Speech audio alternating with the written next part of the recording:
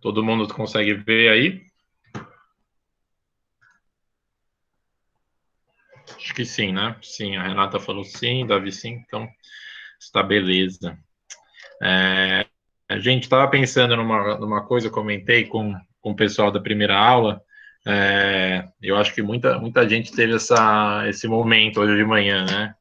Aquela aula começou cedo, precisamos acordar cedinho, então com certeza na cama ali tocou o despertador, você falou, putz, tenho aula hoje de manhã, sabadão, esse sol eu tenho aula, será que eu acordo? Será que eu volto a dormir?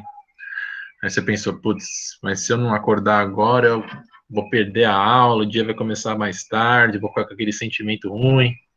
Aí você pensou pro outro lado, pô, mas se eu dormir mais gostosinho aqui, eu vou acordar mais disposto, e ficou nesse vai e vem. No fim, decidiu vir para a aula, acho que decisão mais que correta, mas acho que a ideia aqui que eu quero mostrar, né, nesse tipo de ação que a gente tem é como o pensamento e a língua estão totalmente são interdependentes aí, tem uma relação umbilical entre as duas. Não dá para pensar sem a língua. A gente toda essa imagem aí que eu coloquei do estudante se debatendo na cama, pensando se vai ou não para a aula, tratou-se de uma reflexão que ele fez 100% por meio da língua. Ele criou perguntas para si, às vezes a gente até fala isso em voz alta, a gente começa a pensar em voz alta, será que eu vou para a aula, será que não? A gente organiza nosso pensamento por meio da língua. E é justamente essa ideia que vai ser o fio condutor de todo o nosso curso. Assim, a gente não acredita aqui numa ideia de que devemos aprender primeiro as regras para depois aprender a língua.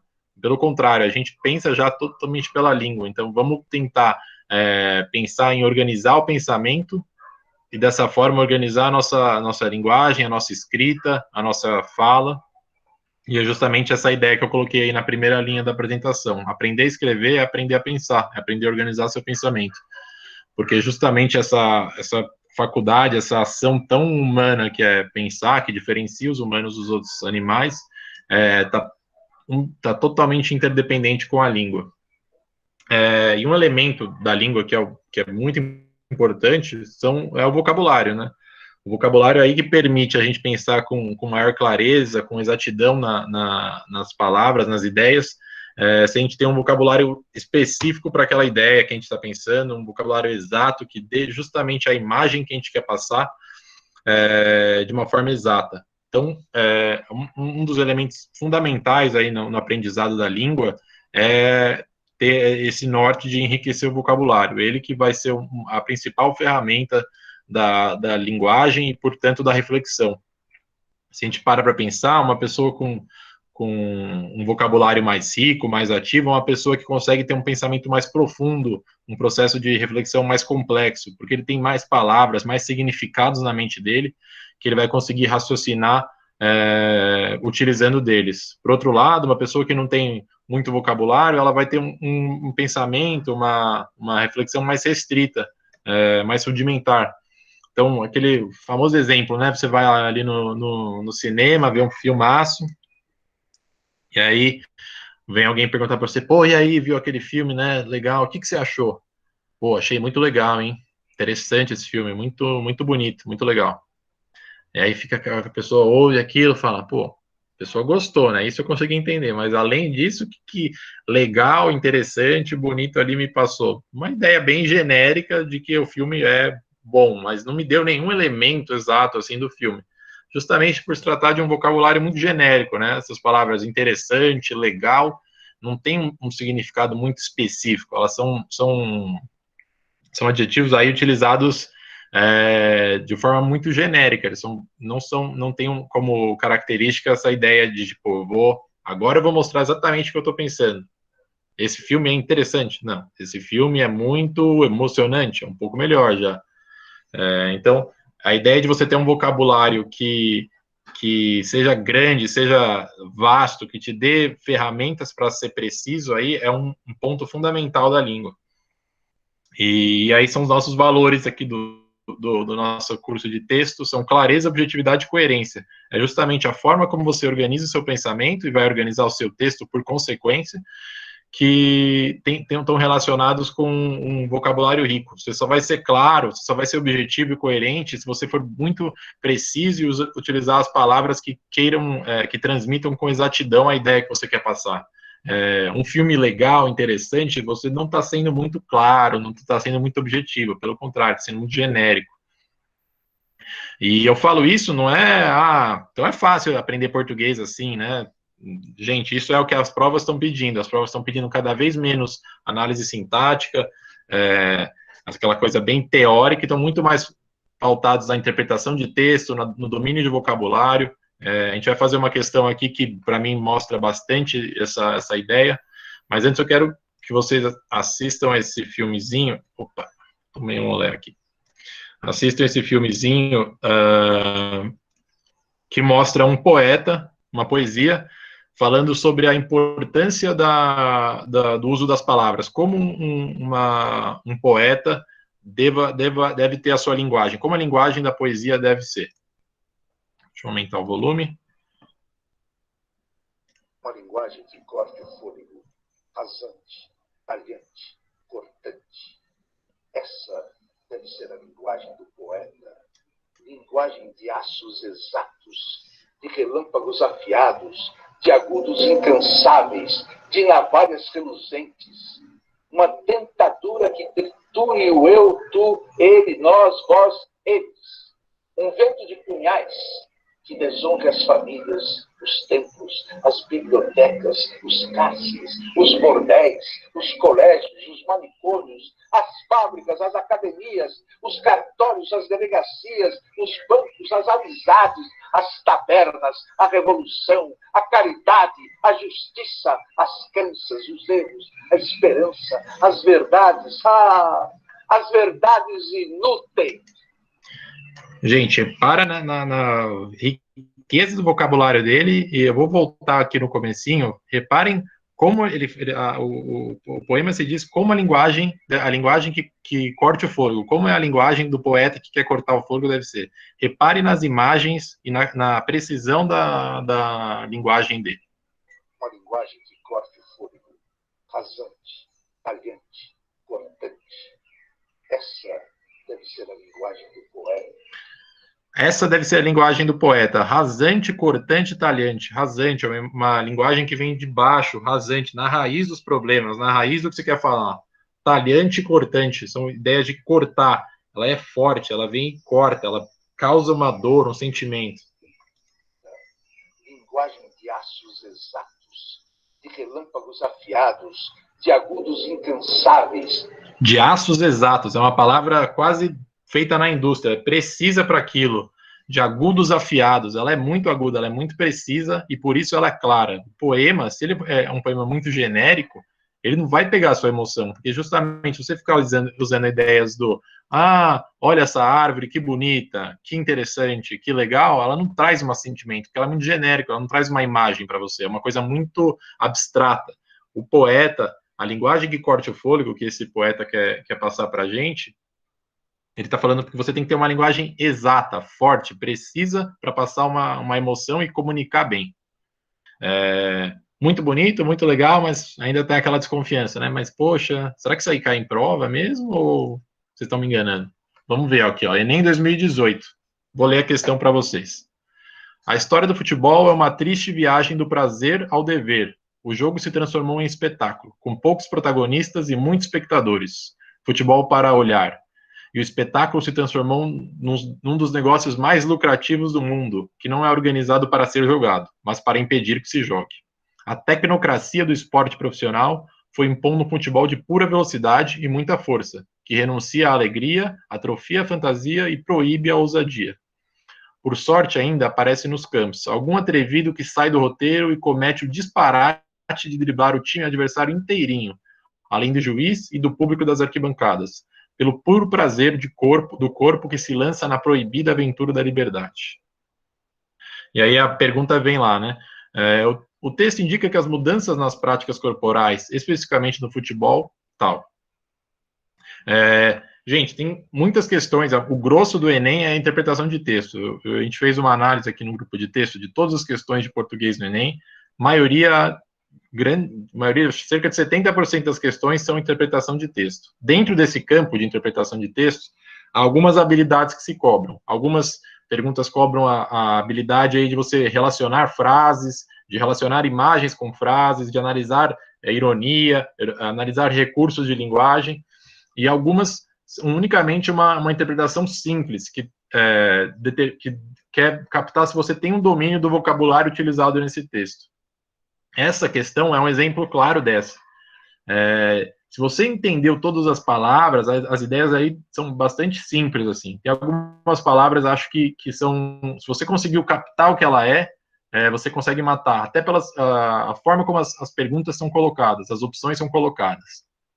Uma palavra aí que eu acho que é importante nesse texto você ter entendido, se você não tem entendido também agora, tudo bem, né? É um momento de a gente aprender, é a palavra tecnocracia.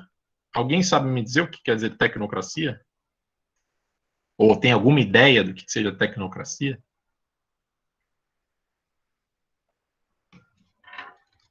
Podem abrir o microfone aí sem medo de errar, sem vergonha de ser feliz.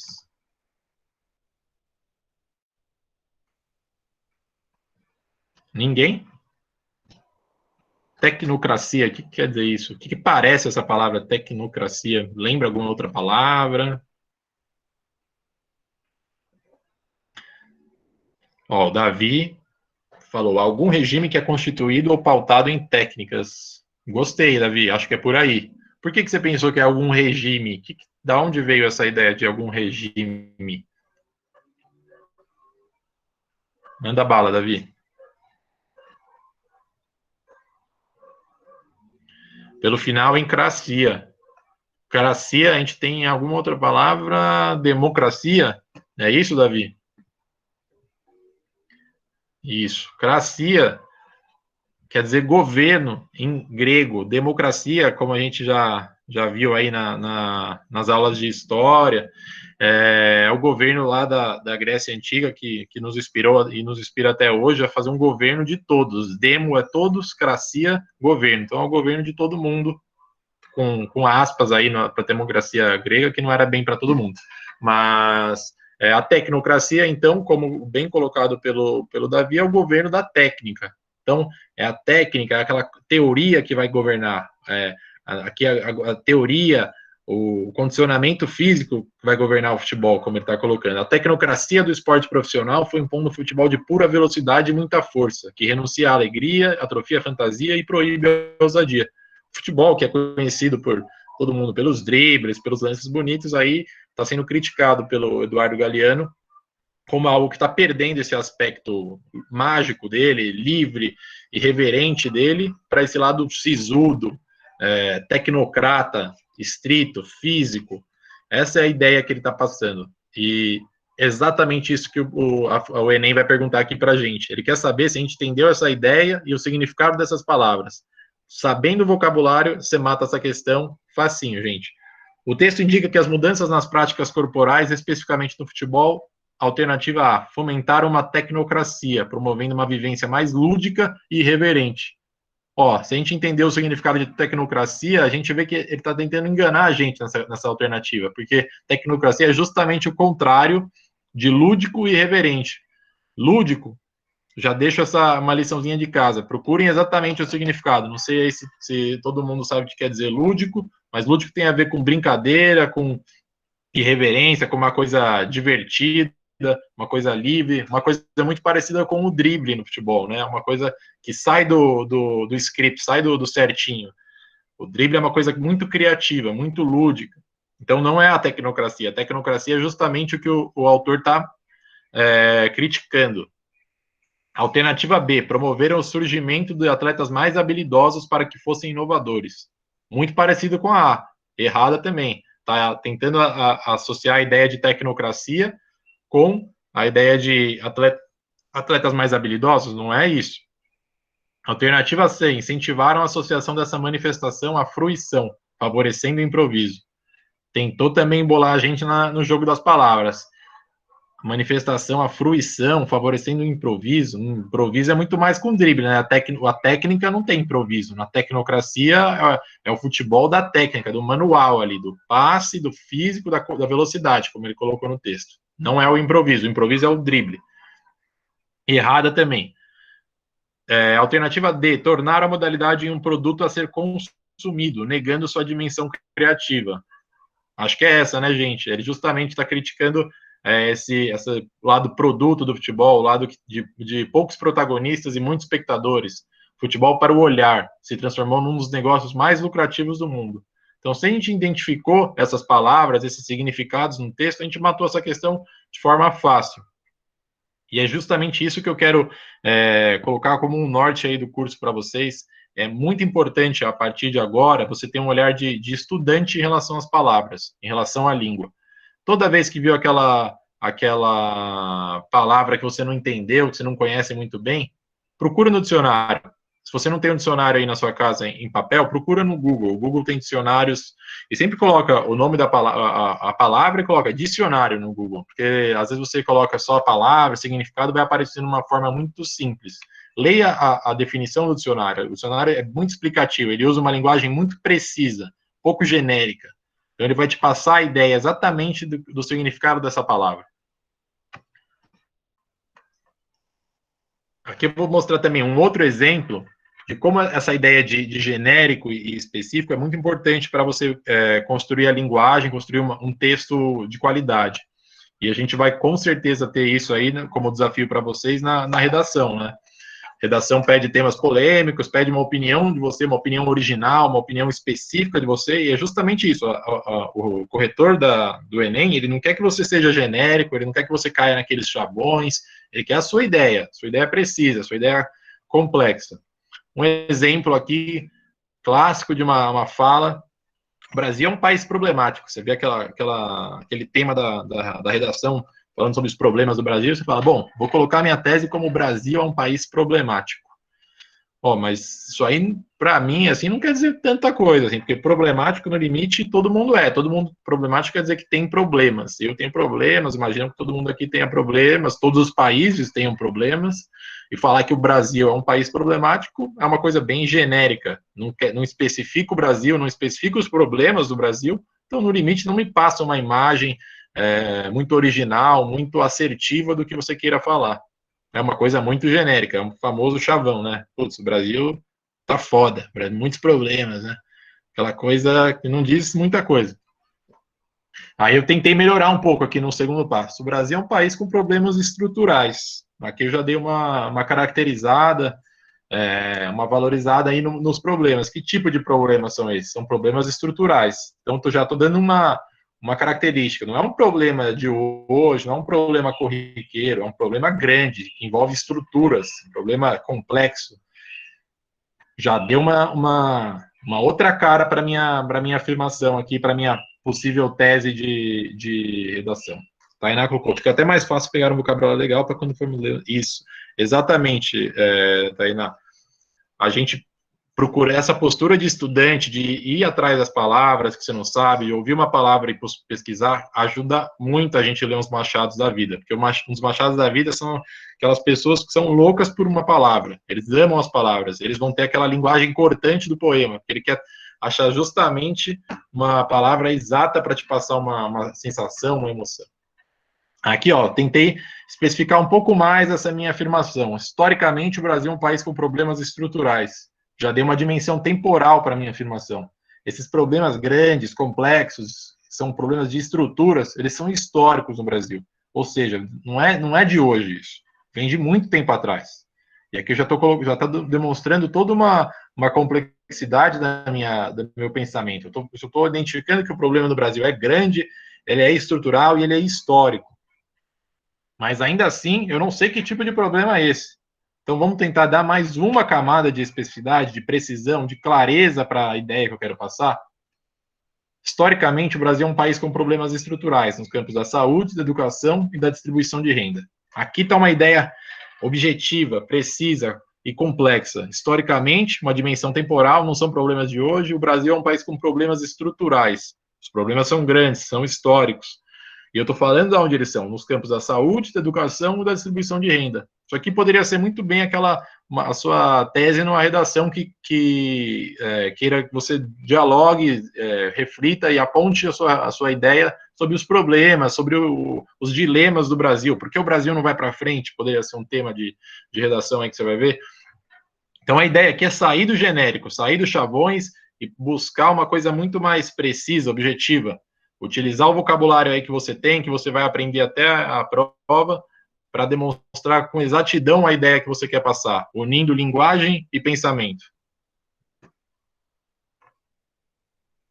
E aí eu vou dar, por fim, umas dicas de melhorar o vocabulário. Uma coisa que eu acho muito importante aí no nosso curso, muito importante para aprender a língua. E aí eu vou dar 5 dicas aí para vocês. Uma primeira é pensar nas famílias das palavras, chamadas famílias etimológicas, tem a ver com a origem da palavra. O Davi brincou aqui comigo pensando em relação à tecnocracia, né? Ele fez justamente esse exercício que eu quero que vocês façam, quando vocês veem palavras que vocês não têm certeza. Mas porque elas, muitas vezes, são de alguma família de uma palavra que você conhece. É o caso da tecnocracia com a democracia. Olha, eu não sei o que é tecnocracia, mas parece com democracia.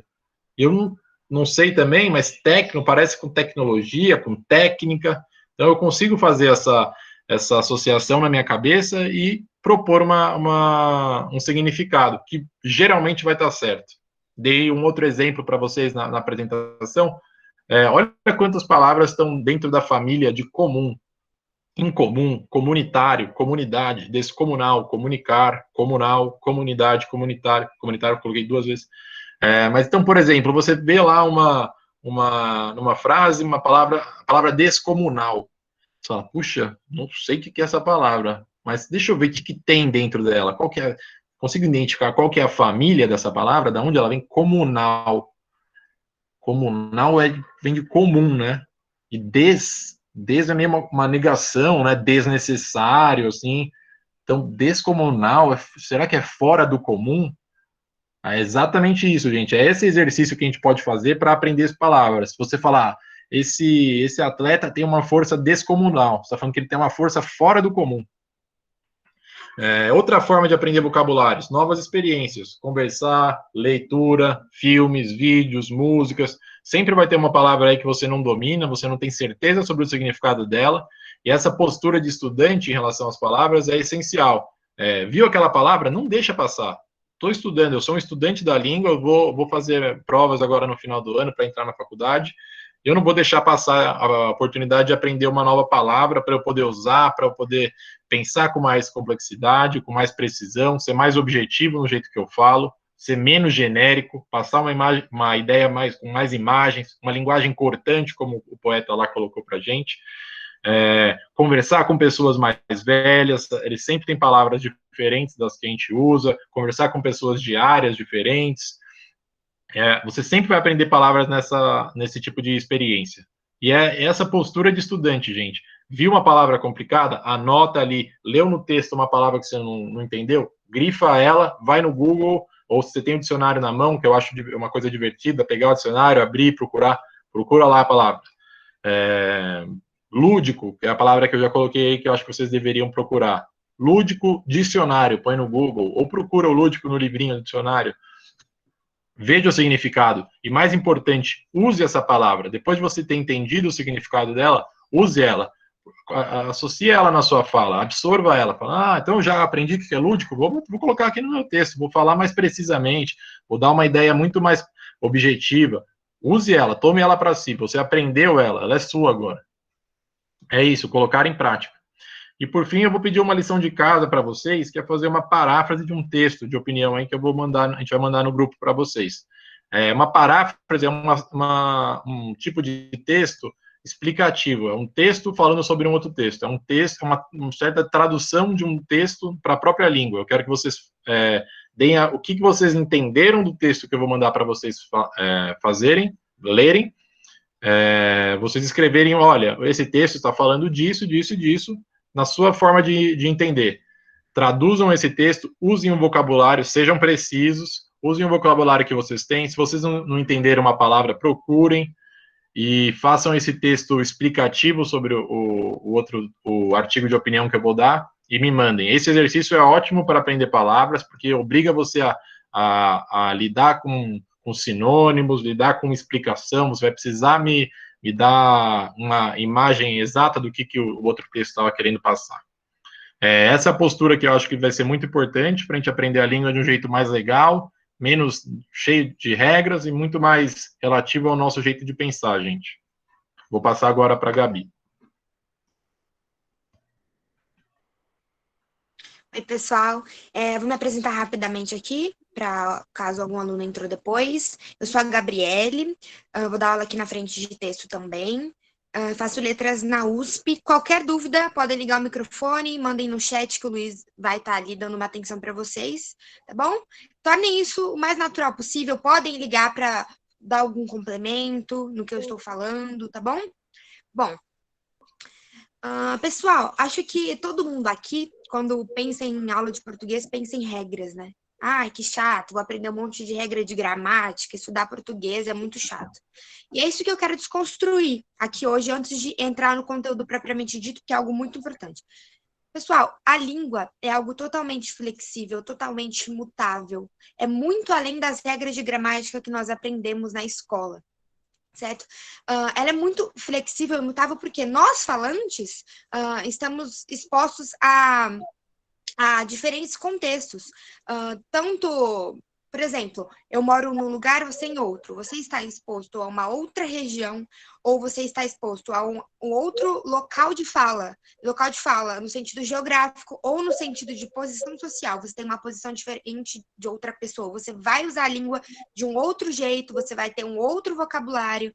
Então, o que eu quero dizer para vocês é, a língua portuguesa é muito além do que regras gramaticais. A gente precisa entender isso. A língua portuguesa é como um curso d'água de um rio. Ela vai se adaptando aos relevos, aos locais, ao clima. Ela vai se adaptando às intenções do falante, as quais podem ser inúmeras. Pode ter uma intenção política naquele discurso, ele pode tentar estar te convencendo de alguma coisa, pode ter uma intenção econômica, social, várias intenções. É isso que eu quero deixar bem claro para vocês. E para isso, eu trouxe aqui uma frase do Ricardo Lima, que ele faz parte do Departamento de Letras da Universidade Federal do Rio de Janeiro. E ele fala o seguinte a respeito da língua. A língua é viva porque está sendo usada sempre, em vários contextos, em várias situações, o que faz com que ela tenha novos usos e novas possibilidades. Isso acontece tanto no espaço quanto no tempo. Então é isso, pessoal. A língua, ela não é algo fixo. Ela pode ser mudada, pode ser reconstruída de acordo com o contexto no qual você está inserido, de acordo com a ocasião de fala e de acordo com a sua intenção. Beleza? Bom, pessoal, uma diferença que nós precisamos estabelecer é a diferença entre sentido e significado. A professora Natália já falou sobre isso no primeiro semestre, eu vou reforçar aqui de novo, tá bom? Bom, pessoal, o significado de uma palavra é a parte estável da significação. Ou seja, é aquele significado genérico que todos que compartilham de um mesmo sistema de signo, uma mesma língua, conhecem. Se eu chegar e falar para vocês, pensem em árvore. Claro, todos nós vamos pensar em árvores de cores diferentes, formas, tamanhos diferentes. Mas o conceito básico, o conceito genérico de árvore é o mesmo para todos nós. Então, o significado... Luiz, acho que você esqueceu de pular o slide. Bom, enfim, gente, o significado é a parte estável. É aquele sentido genérico e básico de uma palavra ou de uma expressão. O significado independe do contexto no qual a palavra está inserida, certo? O sentido é diretamente relacionado ao contexto que essa palavra ou expressão está inserida. Ou seja, o sentido está diretamente relacionado às circunstâncias nas quais se produz uma mensagem ou um discurso. O sentido é a parte mais criativa da linguagem. Então, dependendo do contexto, uma palavra pode ter um sentido totalmente diferente daquele significado genérico e estável que nós temos a respeito dessa expressão. Para exemplificar a importância do contexto, que eu estou frisando muito aqui, eu trouxe essa tirinha. E nessa tirinha tem um menino olhando a bandeira do Japão e ele fala, e o pai dele fala para ele: são 70 anos da bomba em Hiroshima. Ele diz: eu vi na escola. Isso diz tanto, né, pai? Muito, filho. Pena que alguns sequer sabem ouvir. Para entender a mensagem que essa tirinha está tentando nos passar, é preciso entender o contexto histórico no qual ela está inserida. Ali tem a bandeira do Japão, ele fala da bomba em Hiroshima. Então, automaticamente, para entender, a gente precisa lembrar desse acontecimento que marcou o final da Segunda Guerra, que foi a bomba que os Estados Unidos lançou no Japão, destruindo e matando centenas de milhares de pessoas. Então, pessoal, o contexto é extremamente importante, tanto para entender uma mensagem, quanto para se expressar de maneira eficaz, de maneira efetiva, certo? Bom, agora que eu já falei da importância do contexto, a gente precisa entender por que ele é tão importante na língua. Bom, pessoal, quando a gente vai se expressar ou quando a gente tenta entender a mensagem que alguém está nos passando através do uso da língua, quando eu falo uso da língua, pode ser fala, escrita, mensagens não verbais, enfim, todos os tipos de expressão. Nós precisamos entender que no plano na língua nós temos dois planos. O plano da denotação, que é aquele plano onde há o significado literal das palavras e expressões, ou seja, o significado real dessas palavras. É o significado que está no dicionário, é o significado que nós todos temos a respeito de uma expressão. É aquele significado estável que eu comentei com vocês, certo? E esse plano da linguagem, essa denotação, está presente mais em textos que têm o objetivo de ser claro e de não deixar margens para outras interpretações. Ele tem o objetivo de te dizer algo pontualmente, claramente, objetivamente. Como uma notícia. Ela vai te dizer o que aconteceu, onde aconteceu, com quem e como. Não há mais interpretações. É aquilo. É aquele objetivo da notícia, certo? Já a conotação é o famoso sentido figurado de uma palavra ou expressão. Não é o sentido que está no dicionário, é o sentido que nós damos, que nós, falantes de uma língua, que utilizamos essa língua para expressar várias coisas, damos a uma palavra ou expressão. Então, nós colocamos uma palavra em um contexto que ela não admite aquele significado do dicionário. Ela tem um sentido que nós damos a ela, um sentido figurado. E claramente está ligado ao contexto. Sem o contexto, a palavra retorna ao sentido original dela, certo? Aqui eu coloquei um exemplo para vocês conseguirem diferenciar melhor. Qualquer dúvida, podem ligar o microfone que eu respondo, tá? Bom, Ana tem muito medo de cobra. A minha vizinha é uma cobra. Bom, aqui claramente a gente usa a palavra cobra nas duas frases, mas também ela tem um sentido completamente diferente nas duas frases. Na primeira frase, cobra aqui é um animal, o réptil mesmo. Ela tem medo do animal, da cobra. Na segunda frase, é um sentido figurado, pejorativo. A gente fala aquela pessoa é uma cobra. Não é legal falar isso, né, gente? Mas a gente sabe que o pessoal fala. Aquela pessoa é uma cobra. Por quê? Ela quer dizer que a pessoa é falsa, a pessoa não é confiável, não gosta de se relacionar com aquela pessoa. Então é isso. Na primeira frase, cobra é o sentido que tem no dicionário. É o sentido real, certo? Que todo mundo pensa, no animal. Agora, cobra, quando eu ligo essa palavra como um adjetivo a alguém, a algo, eu estou dando um sentido figurado a essa palavra. Tá bom?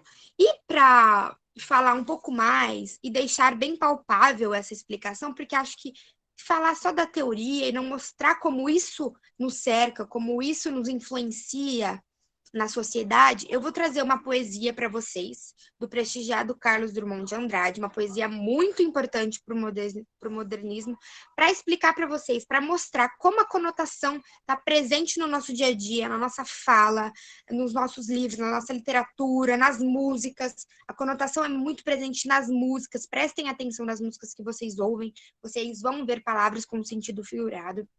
E vou ler aqui para vocês, depois a gente comenta. Quando nasci, um anjo torto desses que vivem na sombra disse: vai, Carlos, ser goste na vida. As casas espiam os homens que correm atrás das mulheres. A tarde talvez fosse azul, não houvesse tantos desejos.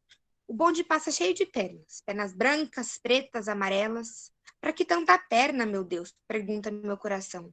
Porém, meus olhos não perguntam nada. O homem atrás do bigode é sério, simples e forte. Quase não conversa. Tem poucos raros amigos, o homem atrás dos óculos e do bigode. Meu Deus, por que me abandonaste se sabia que eu não era Deus? Se sabias que eu era fraco? Mundo, mundo, vasto mundo. Se eu me chamasse Raimundo, seria uma rima, não seria uma solução.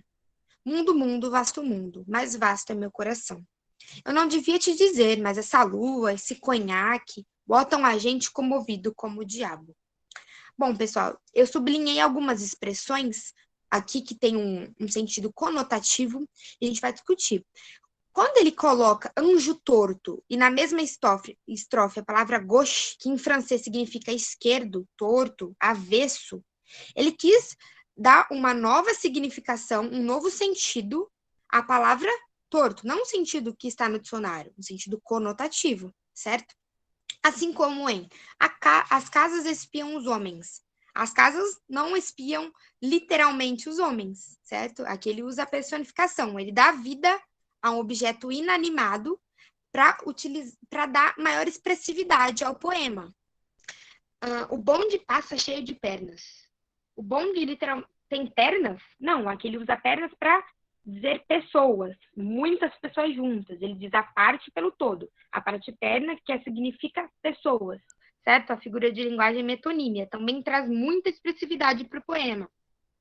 E no final ele usa uma expressão popular, que acho que vocês já escutaram, comovido como o diabo.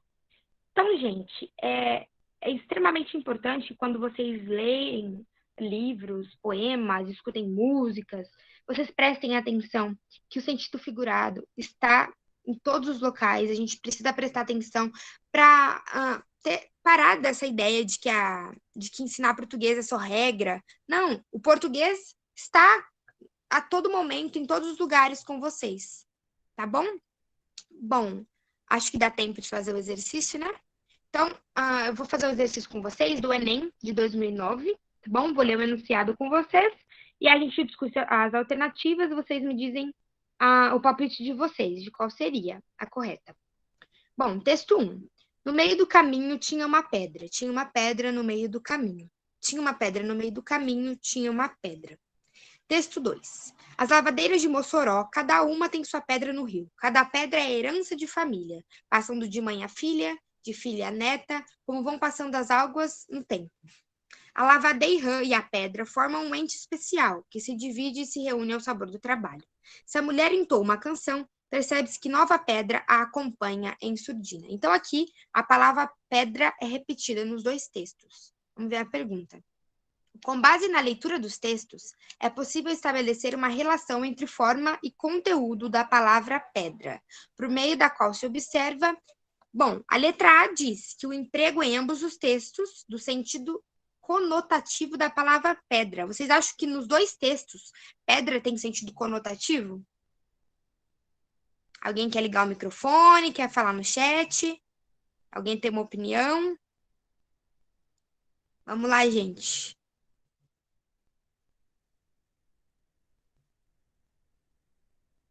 Ninguém quer ligar o microfone? Tá, a Tainá acha que só no primeiro exemplo. Vamos ler as outras alternativas e a gente fala qual é a correta. B, a identidade de significação, já que nos dois textos, pedra significa empecilho. Bom, no segundo texto, pedra é mais uma herança de família. Aqui, no caso, não seria um empecilho. No primeiro texto, sim. No meio do caminho tinha uma pedra. Então, no meio do meu caminho tinha um obstáculo. Aqui, sim, tem o significado de empecilho, o sentido de empecilho. Aqui tem muitos acadêmicos dizem que, nesse caso, a pedra faria referência aos parnasianos, né? De uma outra escola literária, a qual o modernismo criticava muito. Então, não, no primeiro texto, sim, tem esse sentido de empecilho, mas no texto 2, não, é herança. Eles estão falando da pedra como uma herança. C. A personificação de pedra, que em ambos os textos adquire características animadas. Bom, aqui em nenhum texto tem a personificação de pedra, certo? D, o predomínio no primeiro texto do sentido denotativo de pedra. Bom, partindo do pressuposto que pedra, no sentido denotativo, não seria empecilho, que esse sentido é conotativo, a gente já pode eliminar essa alternativa também, certo? Aqui pedra tem o sentido de empecilho, não um sentido genérico, que nós estamos acostumados. E a utilização no segundo texto do significado de pedra como dificuldade. Aqui, de novo, dizendo que pedra é um empecilho. Não, né, gente? Então, fica na letra A mesmo, nos dois textos, há o emprego do termo pedra de forma conotativa. Tá bom? Alguma dúvida sobre o exercício? Alguém não entendeu alguma coisa? Alguém quer falar alguma coisa, complementar?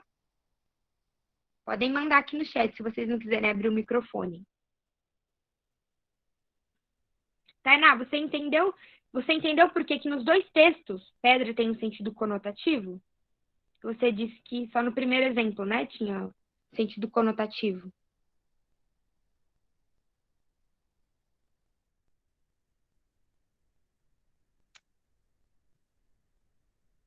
Gente, vocês estão aí? Ah, ok, mas agora você entendeu, certo?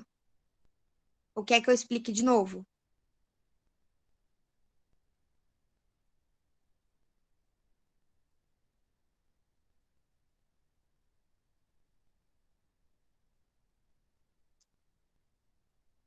Fala um pouquinho do segundo caso, Gabi, do texto 2.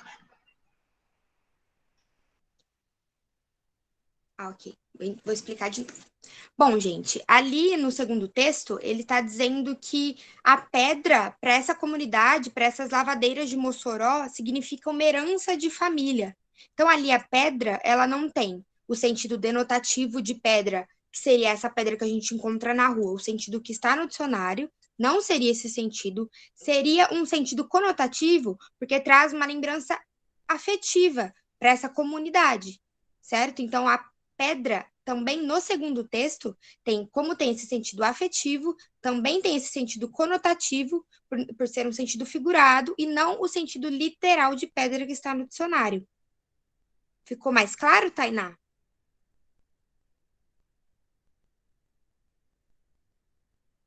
Certo? Gente, se vocês não entenderem, pode perguntar, eu explico quantas vezes forem necessárias aqui, e se ainda não ficar claro, eu explico no WhatsApp para vocês, tá bom? Podem me chamar, estou à disposição, tá bom? Vamos para o próximo slide. Certo. Partindo do pressuposto que conotação é o sentido figurado, é o plano mais expressivo, mais criativo da língua, a gente pode usar essa expressividade de várias maneiras. A gente pode, por exemplo, pegar uma palavra, colocar ela num contexto em que ela tenha múltiplos significados.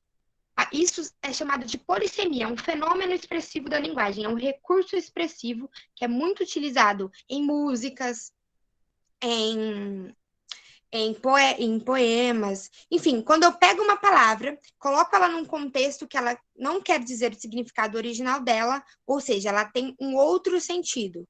Para deixar um pouco mais claro, não seria o exemplo ideal, mas para deixar um pouco mais claro para vocês, não sei se vocês já ouviram uma música que chama Cálice. Ali, o autor da música utiliza a palavra cálice, não como aquele cálice da igreja que a gente conhece, mas no verbo cálice. E ele utiliza essa expressão que tem duplo sentido, porque na época da ditadura, né, tinha censura, entre outras coisas, para criticar essa censura. Então, ele diz cálice, não com o sentido original daquele cálice da igreja, mas cálice o verbo. Então, polissemia é quando tem uma palavra ou uma expressão que ela pode ter múltiplos significados e, a depender do contexto, da minha intenção comunicativa, eu coloco ela num contexto e utilizo ela com um significado diferente. Por exemplo, tem essa tirinha aí no slide em que tem um menininho segurando uma placa escrito "Vendo o pôr do sol". E alguém pergunta: "Quanto quer pelo pôr do sol?" Ele responde: "Não está à venda. Eu estou vendo o pôr do sol. Aproveite para ver também." Qual é a palavra polissêmica dessa tirinha? É a palavra vendo. Essa palavra pode ter o sentido de ver, observar, enxergar algo ou de vender, certo? E aqui, essa pessoa entendeu que ele estava vendendo o pôr do sol. Ele perguntou o valor. Mas ele diz, não, eu estou observando, eu estou vendo o pôr do sol. Então, essa palavra, neste caso, tem um significado polissêmico, certo? Vou dar mais um exemplo, e se vocês ainda tiverem dúvida, a gente discute, tá? A praia parecia um formigueiro. Bom, aqui, formigueiro no sentido de multidão, muita gente. No exemplo 2, o paciente queixou-se ao médico do formigueiro nas mãos, que é aquele sentimento de formigamento, certo? E no terceiro, foi todo picado logo depois de pisar no formigueiro, que seria o coletivo ali, as formigas juntas, certo? Ali o local delas. Bom, pessoal, alguma dúvida sobre o que seria a polissemia? Ficou claro? Podem mandar aqui no chat se vocês não entenderam, que eu explico novamente. Tudo certo? Beleza. Bom, para terminar, a gente vai fazer um exercício do Enem de 2012, tá bom? Bom, vamos dar uma olhada aqui nessa imagem. Na parede está escrito rede social. E ali na rede tem várias pessoas sentadas e um homem ali diz: rede social aqui em casa é outra coisa. O enunciado diz: o efeito de sentido da charge é provocado pela combinação de informações visuais e recursos linguísticos. No contexto da ilustração, a frase proferida recorre a: letra A, polissemia, ou seja, aos múltiplos sentidos da expressão rede social para transmitir a ideia que pretende veicular. B, ironia para conferir um novo significado ao termo outra coisa. C, homonímia para opor, a partir do advérbio de lugar, o espaço da população pobre e o espaço da população rica. D, personificação para opor o mundo real pobre ao mundo virtual rico. Ou E, antonímia para comparar a rede mundial de computadores com a rede caseira de descanso da família. E aí, vocês têm algum palpite de qual seria a alternativa correta? Tainá falou A, Davi falou A. Bom, vamos ler de novo. Polissemia, ou seja, os múltiplos sentidos da expressão rede social. Certo? Aqui ele utilizou a imagem de uma rede, a rede que nós deitamos para descansar. Ele utilizou essa palavra que também tem um significado diferente, o rede social. Ali, a parte da tecnologia, a parte da internet. Então, ele utilizou esse termo polissêmico, que pode ter vários significados, colocou esse termo num contexto, em uma imagem que apresenta uma rede. Então, ele usou o fenômeno de polissemia e os seus múltiplos sentidos para transmitir a ideia que pretende veicular. Ali ele está querendo veicular a ideia da desigualdade social, claramente, né? O Nathan colocou a letra B. Bom, ironia para conferir um novo significado ao termo outra coisa. Bom, aqui ele quis ironizar, sim, o tema da desigualdade social, mas o recurso linguístico que ele utiliza aqui para transmitir e veicular a ideia dele é a polissemia. Ficou claro, Nathan? Certo. Então, gente, é isso que eu quis passar para vocês. Eu e o Luiz fizemos uma lista com alguns exercícios, tá bom? Não são muitos.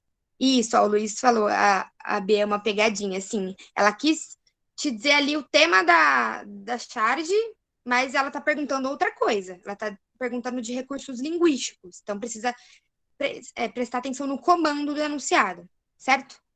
Então, eu e o Luiz, a gente preparou uma lista de exercícios. Como ele já disse, ele vai pedir uma paráfrase para vocês. E eu coloquei 4 exercícios, tá bom? 3 de alternativa e um dissertativo da FUVEST, para vocês treinarem. E, pessoal, peço que vocês deem retorno, por favor. Tirem dúvidas sobre os exercícios, quem puder fazer. Podem me chamar, qualquer dúvida, estou à disposição. Quem quiser conversar sobre o curso, sobre universidade, sobre dúvida de qual curso escolher, estou à disposição. O Luiz também, acredito, ele já disse aqui para vocês. Então, qualquer dúvida, podem chamar. Se alguém quiser ligar o microfone para falar sobre a aula, complementar alguma coisa, fiquem à vontade. Isso aí, gente. Quem tiver dúvida, quem quiser dar uma opinião sobre a aula, como a gente pode mudar, melhorar, se ficou claro, se ficou muito corrido, sejam sinceros aí para ajudar a gente também a fazer uma aula cada vez mais parecida com o que vocês querem. Então, a Tainá falou muito Sim, explicativa. é muito importante o feedback de vocês, porque o nosso objetivo aqui é compartilhar coisas com vocês. Então, se a gente estiver tentando compartilhar de um jeito que vocês não estão entendendo, a gente precisa mudar. Então, vocês podem sim dar um feedback no WhatsApp, pode me chamar, falar, olha, eu prefiro que você fale desse jeito, você está falando muito rápido, ou traga mais exercícios, podem dar a opinião de vocês, tá bom? Bom, o pessoal gostou, hein? Aí sim.